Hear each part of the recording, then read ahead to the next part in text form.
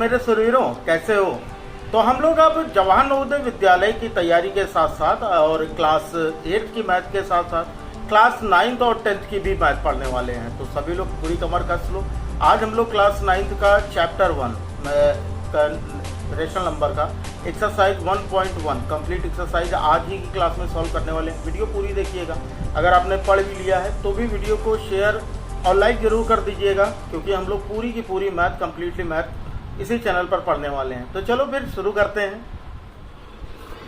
तो बच्चे लोग, एक्सरसाइज 1.1 का फर्स्ट क्वेश्चन दिया गया है और ये दिया है इज 0 अ रेशनल नंबर। पूछ रहा है क्या 0 एक रेशनल नंबर है, और ये पूछ रहा है can you write it in the form of p by q. क्या आप इसे p बाई क्यू के फॉर्म में लिख सकते हो? Where p and q are integers and q is not equal to 0। बिल्कुल भाई लिख सकते हैं। हमको तो ये पता ही है कि भैया ये हमारा क्या है, 0 एक रेशनल नंबर है, तो हम इसके लिए इसका आंसर लिख देंगे यस। क्यों है भाई, ये भी हमें p बाई क्यू के फॉर्म में लिखना है। तो 0 is a rational number, 0 is a rational number. It can be written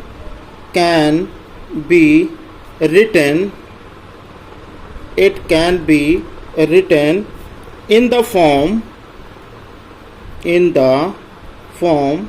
p by q, है ना, क्योंकि हम इसे लिख सकते हैं भाई।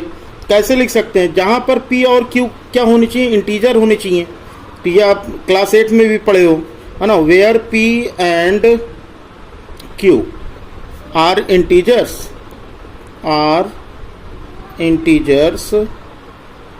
एंड q क्या होने चाहिए भाई, ये हम लिखे where p and q are integers. तो हम इसे कैसे लिख सकते हैं? बिल्कुल लिख सकते हैं, है ना। क्या हो जाएगा, ये हो जाएगा हमारा 0 इज इक्वल्स टू, आप लिख सकते हो 0/1 या इक्वल्स टू 0/2 इक्वल्स टू 0/3, या फिर आप इसको निगेटिव नंबर भी लिख सकते हो 0/-1 या 0/-2, मतलब आप इसको निगेटिव नंबर भी लिख सकते हो। क्लियर है बात? एक्सेट्रा आप ये फर्स्ट क्वेश्चन का आंसर हो जाएगा, है ना। Denominator q can also be taken as negative number, मतलब आप चाहे आप q को चाहे आप पॉजिटिव नंबर लो या फिर निगेटिव नंबर लो। क्लियर है?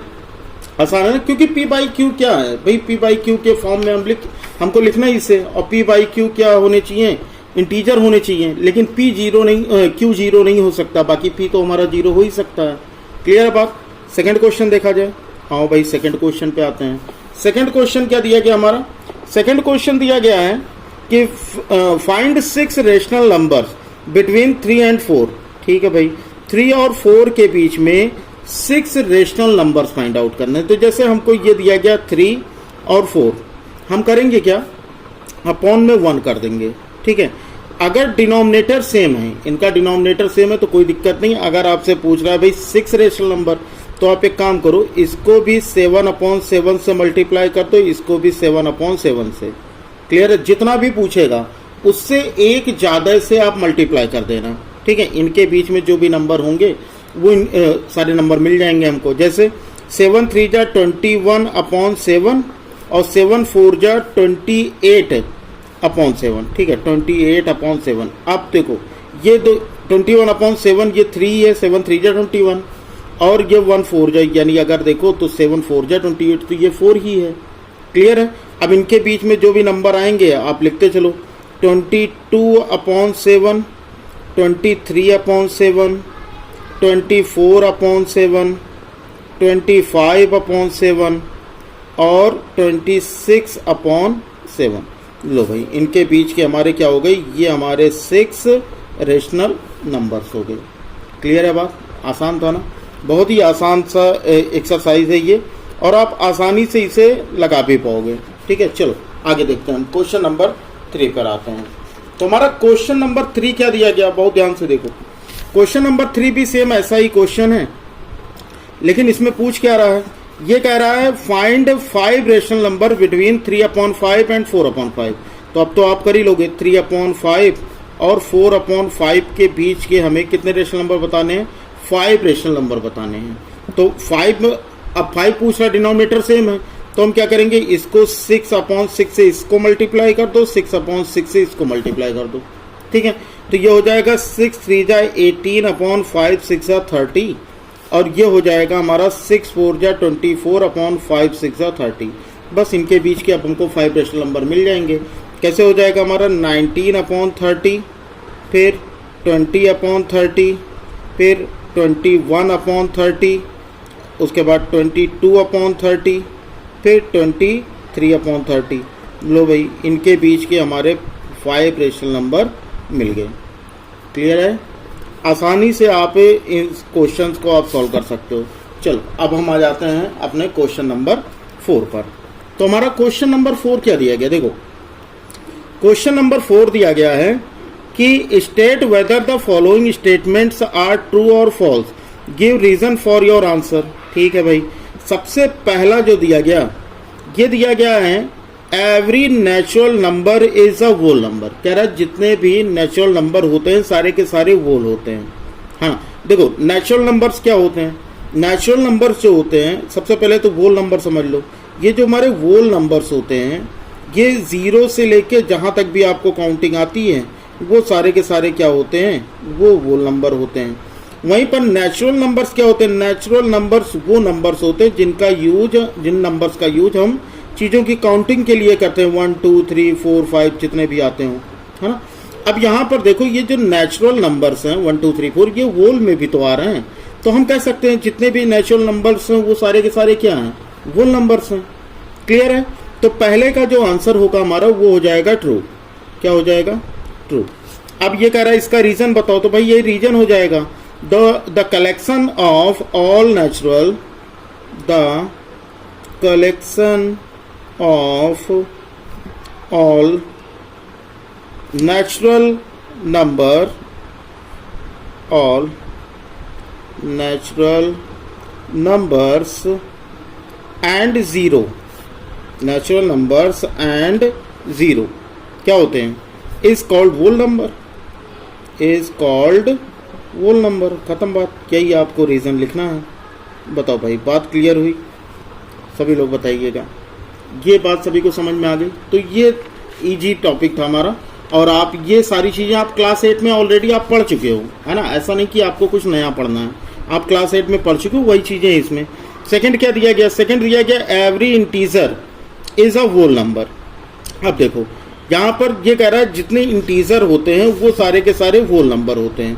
भाई ये तो हमारा पूरी तरह से गलत है, गलत है। यहाँ इंटीजर क्या होते हैं, इंटीजर निगेटिव और पॉजिटिव सारे होते हैं, जबकि होल नंबर्स हमारे क्या होते हैं, ये 0 और जितने भी पॉजिटिव नंबर हैं ये होते हैं। तो ये तो हम कह ही सकते हैं, तो भैया हमारा यही रीज़न हो जाएगा। क्या हो जाएगा? Negative integers are not whole numbers. खत्म बात, नॉट होल नंबर्स। बताओ भाई, बात समझ में आई? क्लियर है ना? चलो अब थर्ड वाला भी देख लो। थर्ड क्या दिया गया, थर्ड दिया गया every rational number is a whole number. ये कहा जितने भी रेशनल नंबर होते हैं वो सारे के सारे होल होते हैं।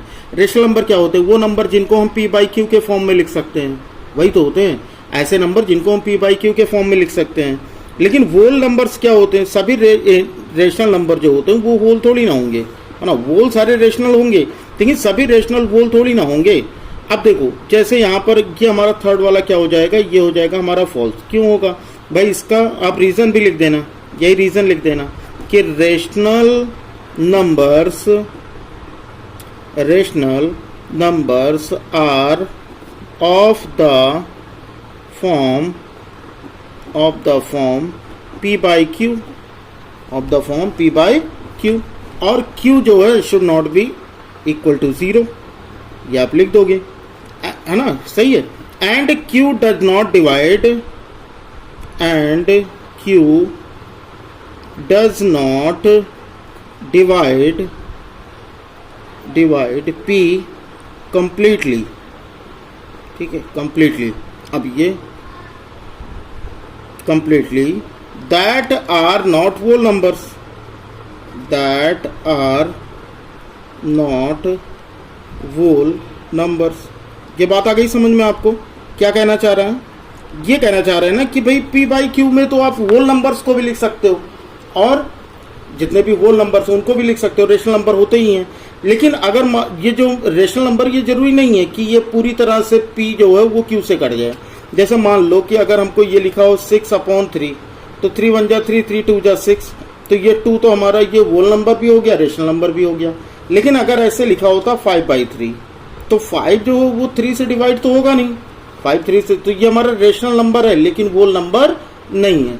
पता ही समझ में, यही चीज हमने यहाँ पर लिख दिया कि rational numbers are of the form p by q and q is not equal to 0 and q does not divide p completely, that are not whole numbers, जो कि वो होल नंबर नहीं होते हैं। बताओ भाई, बात क्लियर हुई?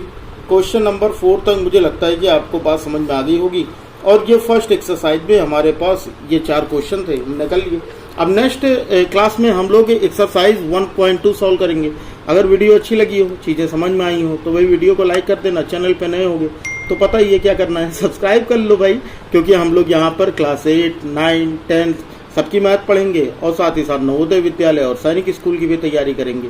ठीक है, चलो फिर चलो पढ़ते रहो, मिलते हैं फिर अगली क्लास में। तब तक लिए जय हिंद, वंदे मातरम, जय श्री राम, राधे राधे।